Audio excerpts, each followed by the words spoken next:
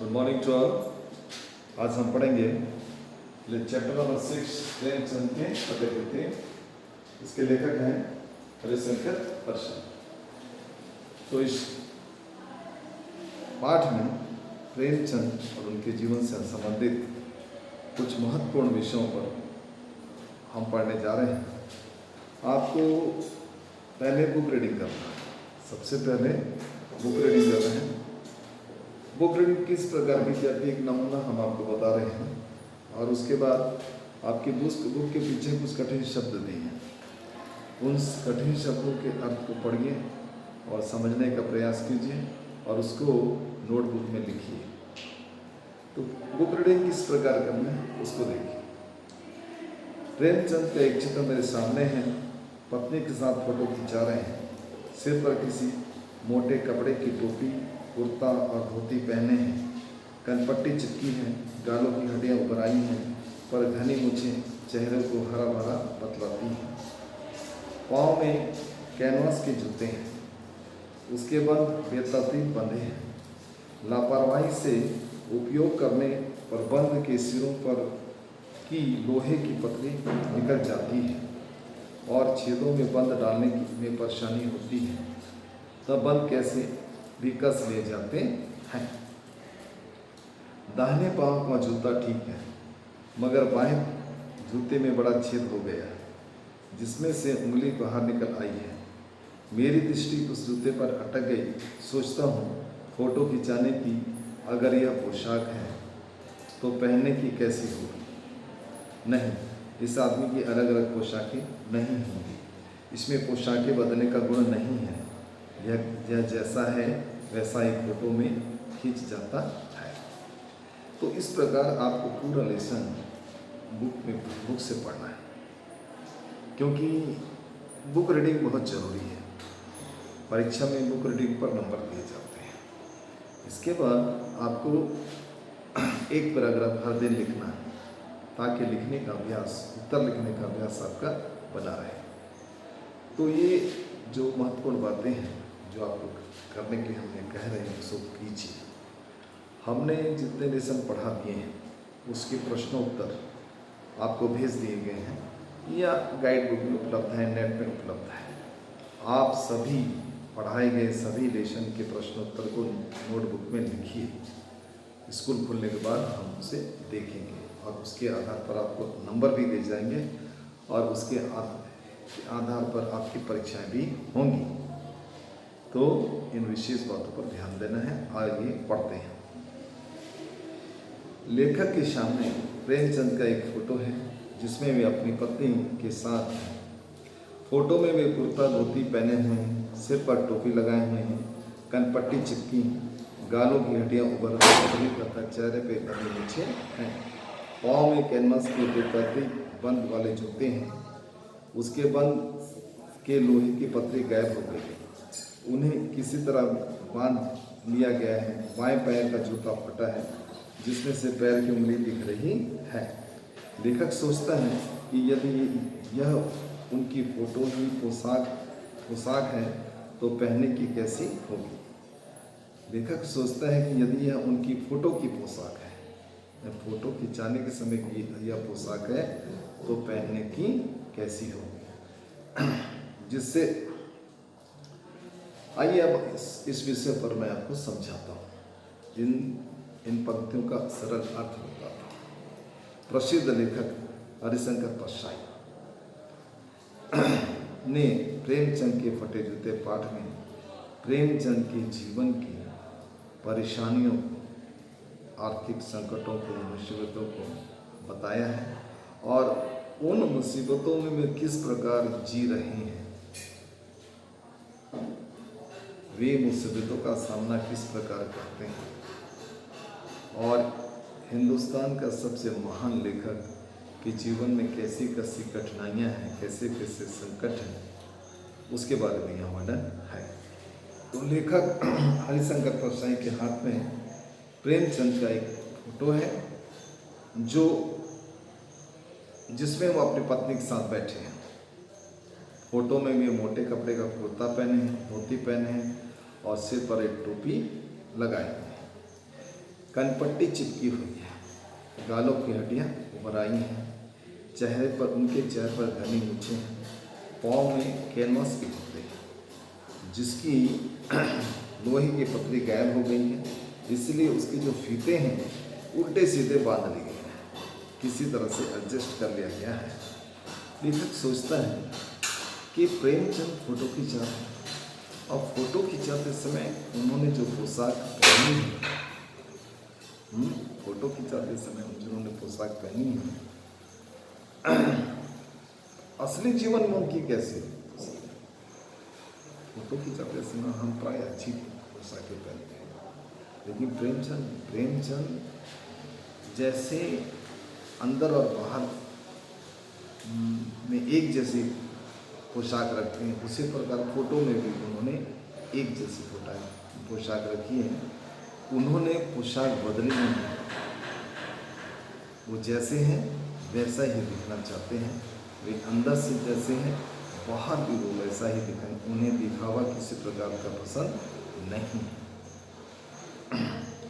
लेखक सोचता है कि साहित्य के इस पुरखे टाइटिल साहित्य पुरखे जिन्होंने साहित्य की बहुत बड़ी सेवा, महान सेवा की, साहित्य को जिन्होंने बहुत समृद्ध किया, साहित्य को बहुत उन्नति दी हो, साहित्य में जिन लोगों ने अपना महत्वपूर्ण योगदान दिया और उनके योगदान की कोई सीमा न हो, महान सेवा, साहित्य की महान सेवा जो की, मतलब जिन्होंने अपनी प्रतिभा के बल पर अच्छे अच्छे कहानियाँ लिखी हैं, अच्छे अच्छे उपन्यास लिखे हैं, बहुत बड़ी बड़ी लेख लिखे हैं जो समाज के लिए और जीवन के लिए उपयोगी हैं। प्रेमचंद की सभी कहानियाँ 300-400 उन्होंने कहानियाँ लिखी हैं। प्रेमचंद की सभी कहानियाँ जीवन उपयोगी हैं, जो हमारे जीवन और जगत का दर्पण है, भारतीय समाज का दर्पण है। उन्होंने 9 उपन्यास लिखे हैं और सारे उपन्यास पठनीय हैं, बहुत अच्छे हैं, उन्होंने अपने सभी उपन्यासों में बहुत सारी समस्याओं को उठाया है और उसका समाधान किया है। तो साहित्य पुरखे, साहित्य में जिन्होंने बहुत, साहित्य के क्षेत्र में जिन साहित्य के जगत में जिन्होंने अपना योगदान दिया है, तो साहित्यिक पुरखे एक टाइटल दिया है। अपने जूते फटे होने का जरा सी एहसास है, उनके जूते फटे, मतलब उनकी आर्थिक हालत बहुत खराब है, नए जूते खरीद नहीं सके और नए जूते किसी से उधार मांग भी नहीं सके, क्योंकि प्रेमचंद को किसी से कुछ मांगना अच्छा नहीं लगता था। वे कभी जिंदगी भर कभी किसी से कुछ नहीं मांगे। फटे जूते हैं तो फटे जूते पहन कर ही उन्होंने फोटो खिंचा लिया, लेकिन किसी से उधार जूता नहीं मांगा। तो वे अपने गरीबों को छिपाना नहीं चाहते थे, वे दिखावा, किसी प्रकार का भी दिखावा पसंद नहीं करते थे। कोई भी लज्जा या झेप नहीं, उन्हें इसमें कोई संकोच नहीं, कोई लज्जा नहीं है, कोई झेप, क्योंकि चेहरे पर बड़ी बेपरवाही है। वे भी जीवन के दुखों से, गरीबों से, अभाव से बेपरवाह हो चुके हैं। वे गरीबी में मायूस नहीं है, अभाव में निराश नहीं है, वे इन सब चीज़ों से वो बेपरवाह हो चुके हैं। उनकी अधूरी मुस्कान देखकर लेखक कहता है कि ये मुस्कान नहीं है। जिसके जीवन में कोई खुशी ना हो, उसके चेहरे पर कोई मुस्कान नहीं। जिसके जीवन में कोई खुशियाँ ना हो, जिसके जीवन में कोई आनंद ना, जिसके जीवन में अभाव ही अभाव हो, कष्ट ही कष्ट हो, गरीबी हो, बदहाली हो, उसके चेहरे पर मुस्कान कहाँ से आ सकती है। तो मुस्कान की बात करना तो व्यंग है, और वो उसके चेहरे पर कोई बड़ी मुश्किल की मुस्कान आ भी जाए तो वो मुस्कान बाहरी दिखावा मात्र है। ऐसा लगता है कि वे फोटो खिंचाने को बहुत अधिक कुछ इच्छुक नहीं है। उनके चित्र को देखकर ऐसा लगता है कि उन्हें फोटो खिंचाने की इच्छा नहीं है, लेकिन उनकी पत्नी उन्हें बार बार आग्रह करती है, तो वे अपनी पत्नी की इच्छा का सम्मान करते हुए उसके साथ फोटो खिंचाने के लिए तैयार हो जाते हैं। इससे अच्छा तो वे मना मना ही कर देते हैं।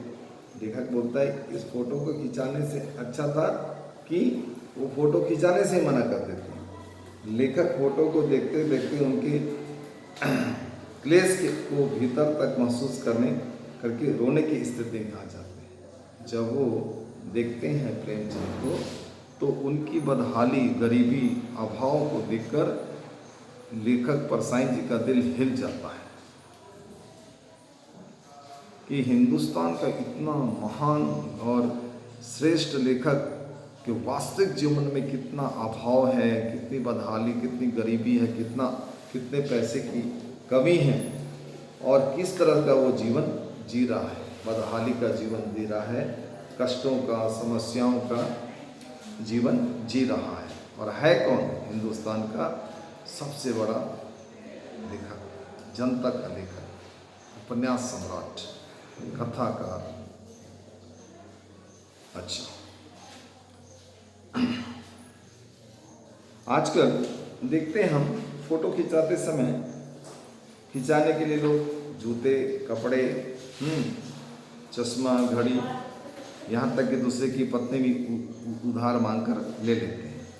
कुछ लोग अब फोटो खिंचाते समय अपने शरीर में, कपड़ों में इत्र लगाते हैं ताकि फोटो में भी इत्र की खुशबू आ जाए।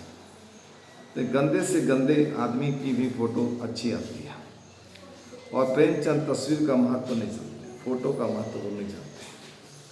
लेखक मानता है कि आज टोपी जूते से सस्ती है और जब उन्होंने यह फोटो खिंचाया तब भी सस्ती रही होगी। महान कथाकार, उपन्यास सम्राट, युग प्रवर्तक आदि नामों से प्रसिद्ध प्रेमचंद की इस प्रकार की फोटो देखकर कवि लेखक बहुत दुख होता है। लेखक प्रेमचंद के जूते से अपने जूते की तुलना करते हैं। हिंदुस्तान में सभी लेखकों का जो आर्थिक हालत है, लेखकों की जो आर्थिक हालत है वो बहुत खराब है, बहुत कष्ट में, अभाव में ये जीवन जी रहे हैं।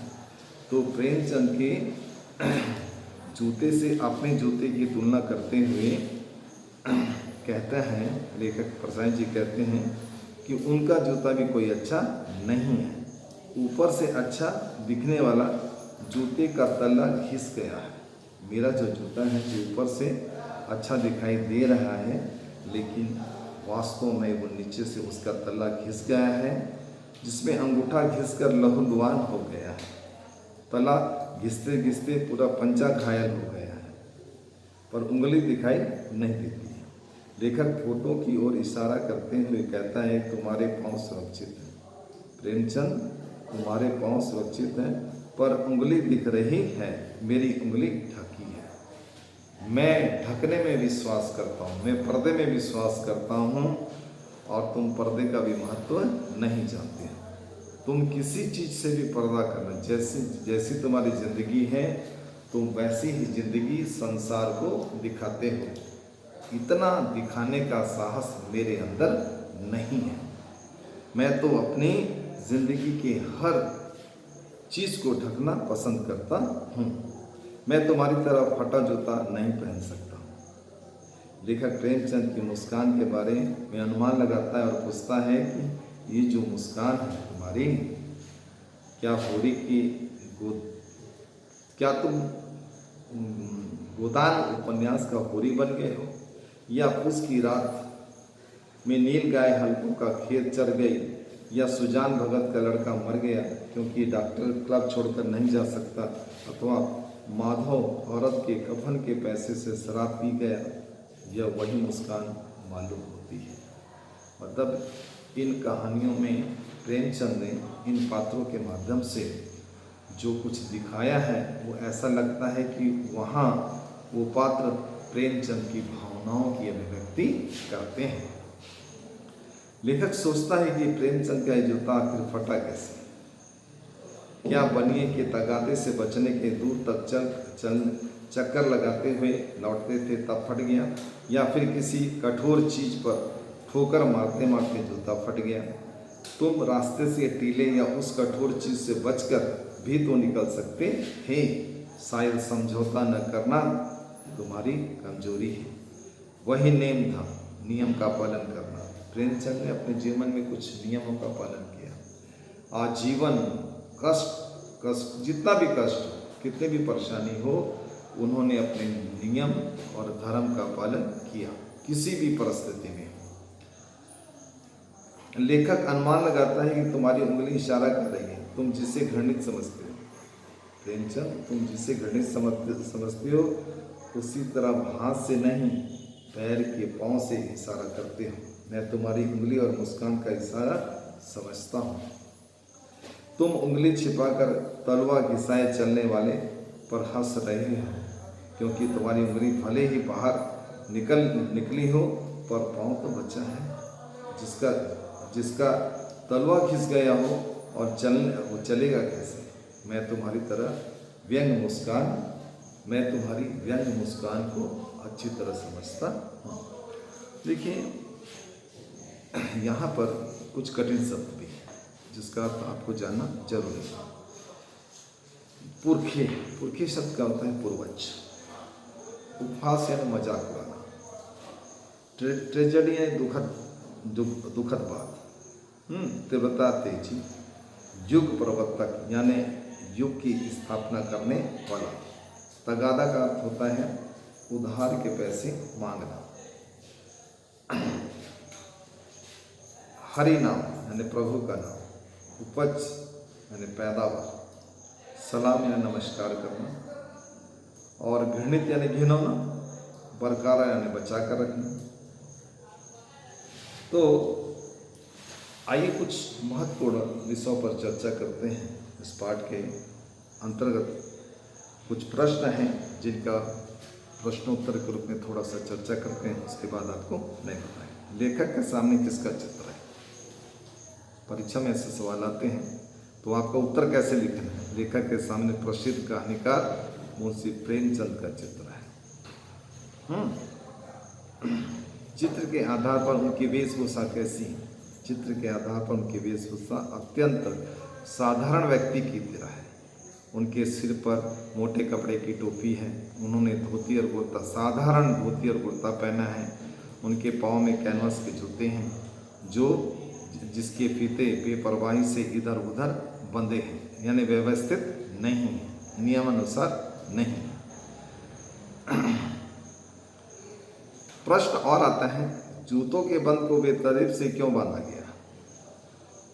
जो चित्र में जो हम देख रहे हैं कि जो जूते हैं और उनके जो फीते हैं वे सही तरीके से नहीं बंधे हैं, जबकि जूतों को बंद को लापरवाही से बांधा गया है। और बंद के सिरों पर जो एक लोहे की पतरी होती है वो भी निकल गई है, जिससे जूतों में बने छेदों में बंद डालने में परेशानी होती है, फीते डालने में परेशानी होती है। अगर वो पतरी होती तो आराम से चला जाता, तो है ही नहीं। ऐसे में जूतों को किसी तरह से बांध दिया गया है, जैसे तैसे बांध दिया गया है। इसमें ये समझ सकते हैं कि प्रेमचंद जैसे महान लेखक के पास पैसे का इतना अभाव है कि वो नया जूता भी नहीं खरीद सकते हैं। नए जूते उनके पास है ही नहीं, नए जूते खरीदने के पैसे भी नहीं। इतना आर्थिक परेशानी है, आपका कष्ट है। तो इससे क्या पता चलता है? इससे पता चलता है गांधी जी का, इससे पता चलता है कि प्रेमचंद सादा जीवन उच्च विचार यानी सादगी पसंद व्यक्ति थे और वो गांधी जी के समर्थक थे। तो वे अपनी गरीबी को, अपने अभाव को, अपनी असल जिंदगी को दुनिया को दिखाना चाहते थे। छिपाना उनको किसी भी जिंदगी के किसी भी दृश्य को छिपाना वो नहीं चाहते थे। जैसे हैं वैसे, घर के कपड़े वैसे, घर में जो पहनते बाहर जाते हैं वही कपड़े। तो लेखक की दृष्टि जूते पर इसलिए अटक गई। लेखक की दृष्टि जूते पर इसलिए अटक गई क्योंकि चित्र में जो जूते प्रेमचंद ने पहने थे उनकी स्थिति अच्छी नहीं थी। दाहिने पैर का जूता तो ठीक था, परंतु बाएं पैर का जूता में बहुत बड़ा छेद हो गया था, जिससे उसकी पैर की उंगलियां बाहर दिखाई दे रही थी। तो चित्र में व्यक्ति की फटी पोशाक देखकर लेखक के सोचने पर विवश हो गया कि व्यक्ति की आर्थिक स्थिति अच्छी है। फटा जूता देखकर, साधारण ड्रेस को देखकर, साधारण उनके कपड़े को देखकर लेखक अच्छी तरह समझ जाता है कि प्रेमचंद की आर्थिक हालत अच्छी नहीं है। इस व्यक्ति के पास नई पोशाक भी नहीं, एक पोशाक है जिसका प्रयोग वो घर के लिए और बाहर के लिए दोनों जगह के लिए करता है। जो व्यक्ति फोटो खिंचाते समय ऐसी पोशाक पहनता है उसका जीवन कितना सामान्य होगा, उसके आर्थिक हालत कितने साधारण होंगे, इसका अंदाज़ा लगाया जा सकता है। तो इसका मतलब ये भी है कि प्रेमचंद को किसी प्रकार का दिखावा पसंद नहीं था। लेखक ने ऐसा इसलिए कहा है क्योंकि सामान्यतः व्यक्ति फोटो में अधिक से अधिक सुंदर दिखने का प्रयास करता है। वो अच्छे कपड़े पहनना पसंद करता है, अच्छे कपड़े पहनकर फोटो खिंचाने की कोशिश करता है, और वो ऐसा कुछ नहीं करता जिससे फोटो उसकी खराब हो या फोटो में वो खराब दिखे। वो फोटो खिंचाते समय अच्छा से अच्छा दिखे, चाहे उसके वास्तविक जीवन में उतना अच्छापन ना हो, लेकिन फोटो खिंचाते समय वो दुनिया को, अपने आप को बहुत अच्छा दिखाने का प्रयास करता है। जबकि प्रेमचंद ठीक इसके विपरीत हैं, वे ऐसा कुछ दिखावा पसंद नहीं करते हैं।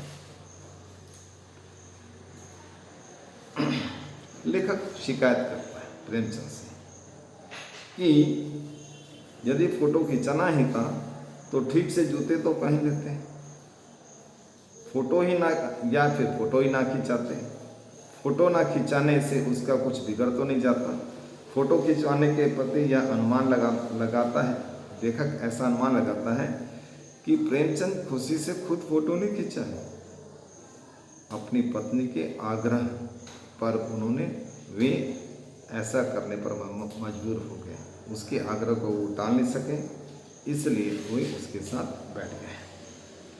तो लेखक ने प्रेमचंद की बदहाल एवं विपन्न स्थिति की ट्रेजेडी को यहाँ पर बताया है। उनके पास फोटो खिंचाते योग्य जूते भी नहीं हैं, जो व्यक्ति की दीनहीन और कमजोर आर्थिक हालत को बताता है। फोटो खिंचाने के प्रति लेखक का विचार है कि यदि फोटो खिंचानी है तो अच्छी पोशाकें, अच्छे जूते हैं पहनकर फोटो खिंचाया जाए। तो लेखक के जूते की स्थिति कैसी है देखो। लेखक हरिशंकर परसाई के जूते भी कोई अच्छे नहीं हैं।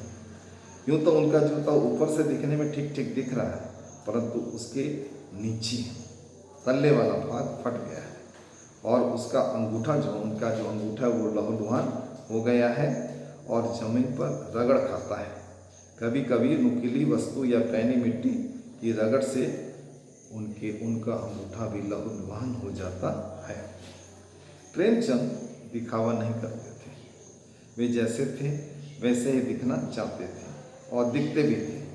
वे पर्दा करना और वास्तविकता को छिपाना नहीं चाहते थे ताकि समाज की नज़र उनकी कमजोरी और गरीबी पर न पड़े। लेखक और प्रेमचंद की स्थिति में कोई विशेष अंतर नहीं था, दोनों ही गरीब थे, दोनों ने गरीबी की मार झेली थी। प्रेमचंद कुछ छिपाना नहीं चाहते थे, परंतु लेखक अपनी गरीबी बदहाली को छिपाना चाहते थे। लेखक ने प्रेमचंद के लिए मेरी जनता के महान लेखक विशेषण का प्रयोग किया है।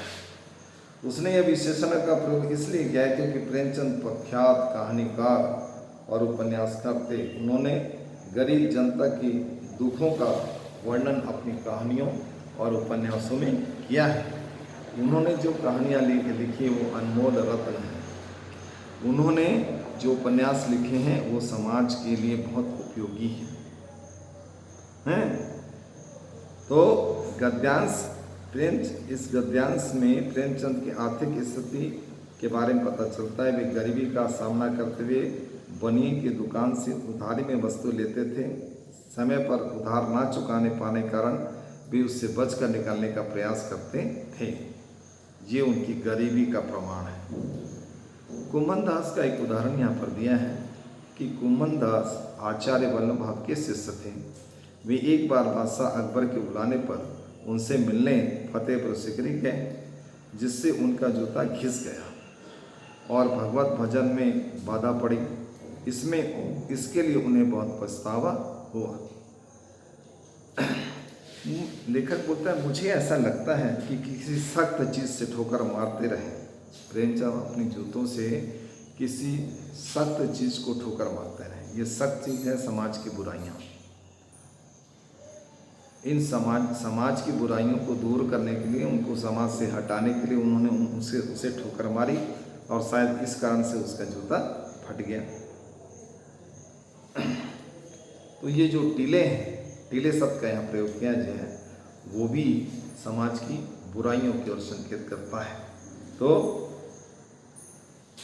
लेखक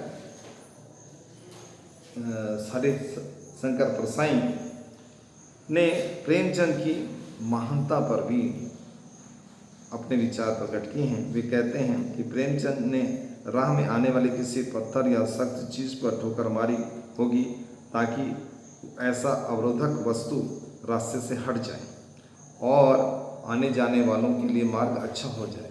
इससे बचकर किनारे से निकल सकने के लिए उन्होंने संघर्ष का रास्ता अपनाया है। संघर्ष करना उन्होंने अच्छा समझा। तो टीला शब्द जो है वो सामाजिक कुरीतियों और बुराइयों का प्रतीक है, जो जीवन में कदम कदम पर जटिलता उत्पन्न करती है। ये बुराइयाँ गरीबी, सूदखोरी, अशिक्षा, धर्म, जात पात, प्रेमचंद ने इनसे हमेशा संघर्ष किया और उनका पर्दाफाश किया, उसका विरोध किया और उन्हें दूर करने का प्रयास भी किया। तो इस प्रकार इस लेसन में प्रेमचंद ने लेखक हरिशंकर परसाई प्रेमचंद के जीवन चरित्र और उनके गुणों और उनकी विशेषताओं को यहाँ पर बताया है। इस लेसन को आप ध्यान से पढ़िए और पढ़ने के बाद समझने का प्रयास कीजिए और उसके प्रश्नोत्तर को लिखिए। अगर कोई विषय आपको, कोई लाइन या कुछ विचार आपको समझ में नहीं आए हों तो हमसे संपर्क कीजिए। 7894945066 इस नंबर पर आप हमसे संपर्क कर सकते हैं। हम आपकी हर समस्या का तत्काल समाधान करेंगे। इस समय संकट के कारण से स्कूल बंद है। आपका घर ही आपका स्कूल है, इसलिए घर में रहते हुए हर दिन समय निकालकर आपको पढ़ना है और लिखना है। स्कूल से आपको आंसर भेज दिए गए हैं। इसके अलावा आपके पास गाइड भी है, नेट भी है, वहाँ पर से भी आप प्रश्न उत्तर लिख सकते हैं। सभी पाठों के प्रश्न उत्तर लिखिए। स्कूल खुलने पर हम सबकी जांच करेंगे और उसके आधार पर आपको नंबर भी दिए जाएंगे। आपने नोट्स लिखा है, इसमें नंबर दिए जाएंगे और उसके बाद आपको आगे की परीक्षा के लिए बैठने भी दिया जाएगा। तो पढ़ने और लिखने का दोनों काम आपको घर में करना है और जो विषय आपके मोबाइल में उपलब्ध हैं, सभी जो विषय हैं, सभी विषय के लिए आपको समय निकालना है। उसी दिन समय निकालिए और पढ़िए और हमारे साथ बने रहें। धन्यवाद।